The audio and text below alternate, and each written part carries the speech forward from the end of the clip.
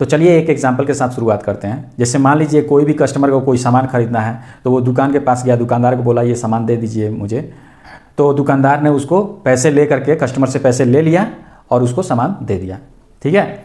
तो यहाँ पर टैक्स जो जीएसटी है, एक्चुअली जो जीएसटी है वो टैक्स लग रहा है, वो गवर्नमेंट को देना है, ठीक है। तो जीएसटी कौन दे रहा है?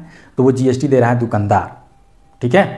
पैसा तो कस्टमर दे रहा है, लेकिन जो गवर्नमेंट को जीएसटी जा रहा है वो कौन दे रहा है? तो वो दुकानदार दे रहा है। तो इस एग्जाम्पल में क्या हो रहा है कि जो पैसा ले रहा है, मतलब कस्टमर से दुकानदार पैसा लिया, तो जो पैसा ले रहा है वही रिस्पॉन्सिबल है गवर्नमेंट को टैक्स देने के लिए, ठीक है। अब आते हैं एक एग्जाम्पल एम्प्लॉयर और एम्प्लॉय का। तो एम्प्लॉयर और एम्प्लॉय के केस में क्या हो रहा है, जो एम्प्लॉयर है वो एम्प्लॉय को पैसा देने के पहले टैक्स काट ले रहा है और वो टैक्स गवर्नमेंट को जमा कर दे रहा है ऑन बिहाफ ऑफ एम्प्लॉय, ठीक है। तो इसमें क्या हो रहा है, टैक्स इसी को बोलते हैं टैक्स डिडक्शन एट सोर्स, मतलब जहां से पैसा आ रहा है ना, जो पैसा दे रहा है वही टैक्स काट ले रहा है, ठीक है। लेकिन एक्चुअल में क्या होना चाहिए, जिसको भाई पैसा आमदनी हो रहा है वो रिस्पॉन्सिबल बनता है टैक्स देने के लिए। लेकिन ये सिस्टम में क्या है कि एम्प्लॉयर ही जो है पहले इनकम टैक्स काट ले रहा है और वो on behalf of employ government को पैसा दे रहा है, ठीक है। तो आप ये बोलिएगा कि ये तो ठीक है, इसमें प्रॉब्लम क्या है? टैक्स तो देना ही पड़ेगा आपको, चाहे आप एम्प्लॉयर आपके बिहाफ पे टैक्स दे रहा है गवर्नमेंट को, तो या फिर आप जो है सो साल भर के बाद जब ITR फाइल कीजिएगा तो टैक्स देना पड़ेगा। तो टैक्स तो आपको देना ही पड़ेगा, ठीक है, मैं मानता हूँ टैक्स तो देना ही पड़ेगा, परंतु यहाँ पे एक कैच है। मान लीजिए कोई एम्प्लॉय है, उसका सैलरी है 12 लाख रुपये, मतलब साल में वो 12 लाख रुपये कमाता है, ठीक है। तो 1 लाख रुपये के महीने के हिसाब से 5 महीने तक, जैसे 5 लाख तक हमारा टैक्स फ्री है, तो 5 महीने तक उसको कोई टैक्स नहीं देना पड़ेगा, ठीक है। तो यहाँ एम्प्लॉयर क्या करता है कि जो भी एम्प्लॉय को टैक्स देना होता है 12 महीने के अंदर, तो उस 12 महीने के टैक्स को हर एक महीने में डिस्ट्रीब्यूट कर लेता है और वो मंथ 1 से पहले ही महीने से टैक्स काटने लगता है, ठीक है। तो जो 5 महीना तक टैक्स कटा है, लेट से सपोज जो 12 लाख रुपया कमा रहा है, वो मान लीजिए सपोज 5,000 का महीना जो है सो से शुरू कर रहा है टैक्स को काटना। तो 5,000 के महीने के हिसाब से 5 महीना का मान लीजिए 25,000 रुपया होता है। तो 25,000 का अगर आप फिक्स डिपॉजिट भी करते हैं तो कुछ तो आमदनी होता है, उसका 6% का ब्याज मिलेगा आपको, जो आपका हुआ, ठीक है। लेकिन अगर आप टैक्स पेमेंट पहले कर दीजिएगा तो क्या होगा कि जो है सो आपका तो पैसा गया, गवर्नमेंट तो आपको टैक्स पे इंटरेस्ट तो नहीं दे रही है, ठीक है, तो आपका ये इंटरेस्ट मारा रहा है। तो मेरे हिसाब से क्या होना चाहिए, जो एम्प्लॉयर एम्प्लॉय को सैलरी दे रहा है वो सैलरी 100% दे दे, ठीक है। और ये एम्प्लॉय का रिस्पॉन्सिबिलिटी बनता है कि वो गवर्नमेंट को टैक्स दे, ठीक है। तो भाई टैक्स देगा कैसे एम्प्लॉय? तो सिंपल सी बात है, वो एम्प्लॉयर जो है गवर्नमेंट को जस्ट ये इन्फॉर्म कर दे कि ये इस एम्प्लॉय को इतना पैसा दिया गया है, इतना सैलरी दिया गया है, आप अब डिसाइड कीजिए कि इस एम्प्लॉय से कितना टैक्स कटना है और एक टैक्स बिल जनरेट कीजिए। जैसे इलेक्ट्रिसिटी बिल जनरेट होता है वैसे ही आप टैक्स बिल जनरेट कीजिए।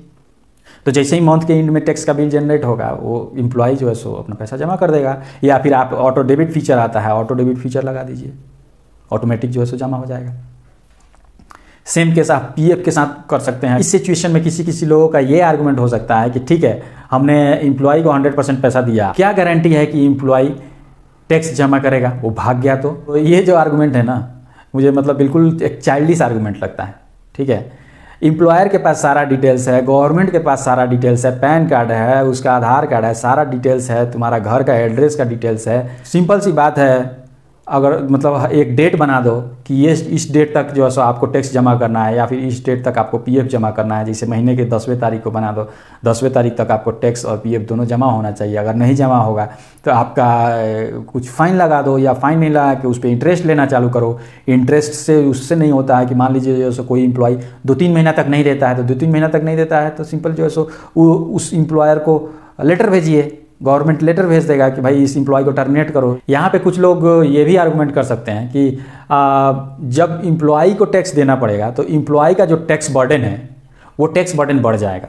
देखिए, हर एक एम्प्लॉय को तो ITR फाइल करना पड़ता है, जो साल के अंत में फाइल करना होता है। तो उस एम्प्लॉय को सारा डिटेल्स जानना पड़ता है, जैसे उस एम्प्लॉय को कितना सैलरी मिला, उसको कितना उसके अकाउंट से PF कटा, वो लाइफ इंश्योरेंस में कितना इन्वेस्ट किया है, उसके सेविंग बैंक से कितना आमदनी हुआ है, उसको कौन कौन सा अलाउंस मिला है, टैक्स कंप्यूटेशन सीट, सब मतलब जितने भी जितना भी उसका इन्वेस्टमेंट है, जितना उसका आमदनी है, सबका जानकारी उसको उस समय रखना होता है।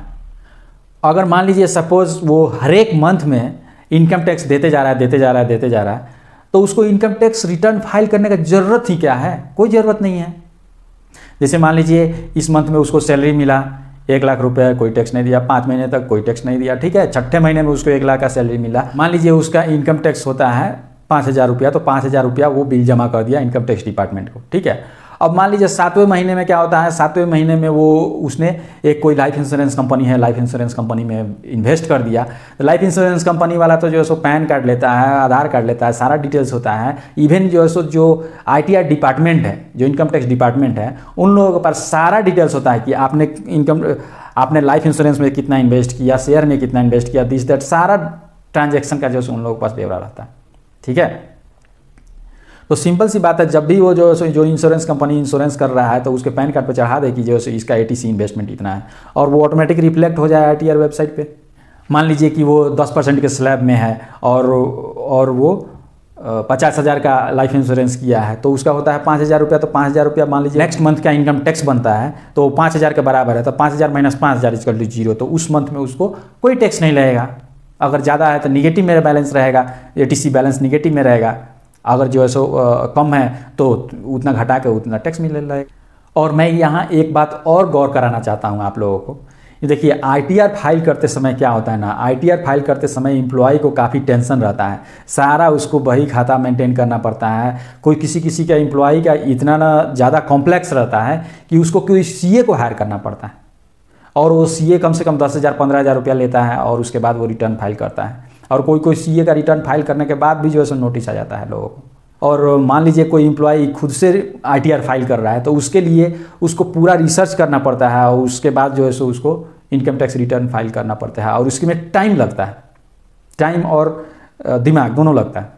तो मेरे हिसाब से तो भाई ITR तो फाइल करना ही नहीं चाहिए, भले ही लॉ में जो भी लिखा हो, कानून में जो भी हो, लेकिन ये हर एक एम्प्लॉय का हक बनता है कि वो ITR फाइल नहीं करे। ITR वो क्यों फाइल करेगा? अगर ठीक है, हाँ ITR फाइल करना ही है, तो ITR फाइल करने में जो दिमाग या वक्त लगता है, मान लीजिए सपोज एम्प्लॉय खुद से ITR फाइल कर रहा है, तो उसके लिए भाई 5 दिन का टाइम दीजिए, 5 दिन का नेशनल हॉलीडे डिक्लेयर कीजिए, ITR फाइल हॉलीडे।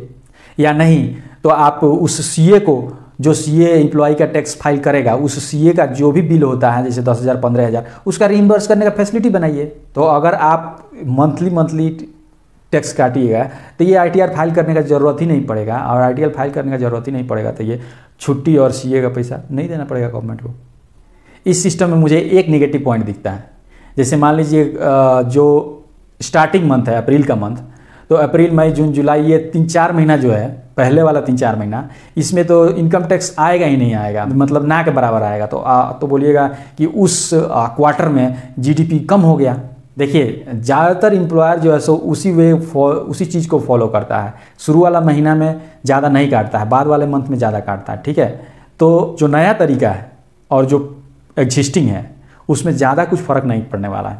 उम्मीद है कि आज का ये वीडियो आपको काफ़ी पसंद आया होगा। तो इस वीडियो को जितना ज़्यादा से ज़्यादा हो सके लाइक शेयर और सब्सक्राइब कीजिए, और आप अपने कमेंट बॉक्स में ज़रूर कमेंट कीजिए।